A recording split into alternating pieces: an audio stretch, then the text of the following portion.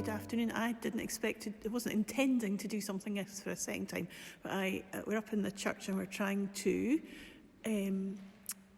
make our live broadcasting on a Sunday work better, and so Keith has headed off to look at the sound, but I thought while he was doing that I might do a wee wander about and show you different parts of the church. Now he promises me I can flick the camera around so you don't have to look at me all the time, and so I'm going to let you have a look and see what it looks like from where I normally stand. So this is where I normally stand. And just so you know that Keith is working with, there he is up at the back. He might even give you a wave if you're lucky. You can have a wave, Keith. Say hello, hello. And then just down here, he's got my computer and an iPad as he works out how to make this live on the YouTube channel. So that's all happening. This week would have been the week that we opened to the public for this season, and obviously we haven't been able to open. And one of the things we don't have online is an opportunity for you to see the Abbey when we're closed. There's odd pictures, but there's nothing really to see it. It just looks very empty, and I have to say it's very cold at the moment.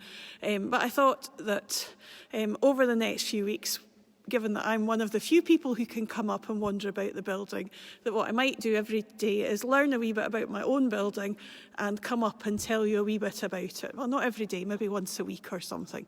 So up here is one of our rather lovely windows. That window is the St Margaret window, and there's lots of detail in it. I don't think you can see it particularly well in that picture, but I'm sure that over the next few weeks I might master this camera even better and you'll see more. So that's the St Margaret window there. I'm going to walk and try not to fall. So those who know the building will know that I'm standing on a step and I'm about to walk down it. So hold on while I bump you down.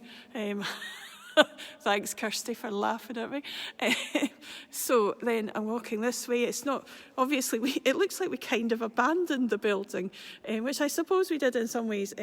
Our last service here was our last service when the congregation were all here was a baptism, and these tables here are part of our having young people as part of our worship. So here is the Memorial Chapel. Lights aren't on properly yet because I'm not doing this properly. I just thought we'd have a wee nosy around to let you see what's going on. So there's some quite lovely stained glass window here, and just, that one there's got lots of images related to stories of Jesus, and I'm sure I'll tell you a wee bit more about those in the week to come. And then up here, a few more windows. Now, let me see, I'm going to wander this way. Let's see, he's still working away. He's about to see if he can plug microphones onto the computer, and that's all to try and make it better. Through here, behind the secret curtain, are things related to the Bruce and Elgin family. So there's a few interesting things. This is quite a beautiful angel appearing through stonework. And then around about here, this piece is quite popular in the photographs. Another stained glass window. But I promise you over the next few weeks, it'll be good for me to do a little bit of learning, and I might give you a nice wee tour. So I'll wander back through this way. This way. We'll wander this way. You should probably come in and tidy up at some point properly. And these chairs are meant to be here. At some point we'll have beautiful chairs all to go with the thing that was new into the Abbey last year, which is the Tiffany window. So that's the Tiffany window lit up. I lit it up specially for you because I haven't been turning it on when I'm in on my own. So that's the Tiffany window just there. This is a wee area that I'm hoping we can make an exhibition area. So I'm hoping that we'll get a few screens and have an exhibition area. I'm hoping the choir room might be tidy because I am about to go and peek in their window. Let's see. There's no lights on in there. You see, they're much tidier than me. Let's see. doesn't look too bad, but again, the lights, look at all the wool. That's because the choir are busy knitting. The choir knit during my sermon, they just don't admit it. So you go and have a wee peek in. All the choir robes over there. Not going to be worn for a few weeks yet, but they're all waiting. Now across the back, here's a board telling you all the ministers that have been here since the Reformation. That's only one half of the board. I'm not on that side. So that takes us up until 1932. And then we wander over to this side. Now, if you come on a Sunday, that's the door that you come through there. But actually, maybe this is a good opportunity to look that way and to look up at the window, although I have to say the chandelier in the middle there is preventing you from seeing it properly. But that's the window that has the Last Supper and the resurrection in it. So that window will become quite important in the telling of the story over the course of the next fortnight. This is the most recent board. I've managed to sneak onto that one. But there's lots of other folk on that one, so that's where we are at the moment. And then on this side is the flower room.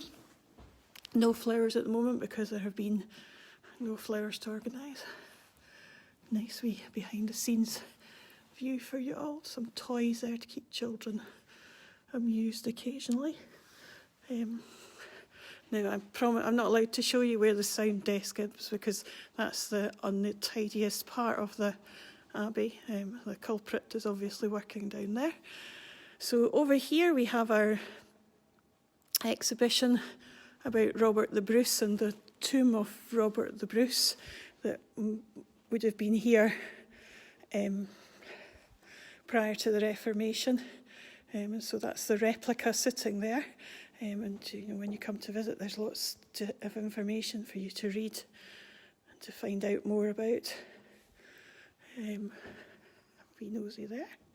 And in our shop, this was newly created last year, was our new entranceway and shop. So this has all been rearranged for ready when eventually the ramp, hopefully this year, but we'll see if that now happens, is put onto the north door of our part of the building. The bit through the main entrance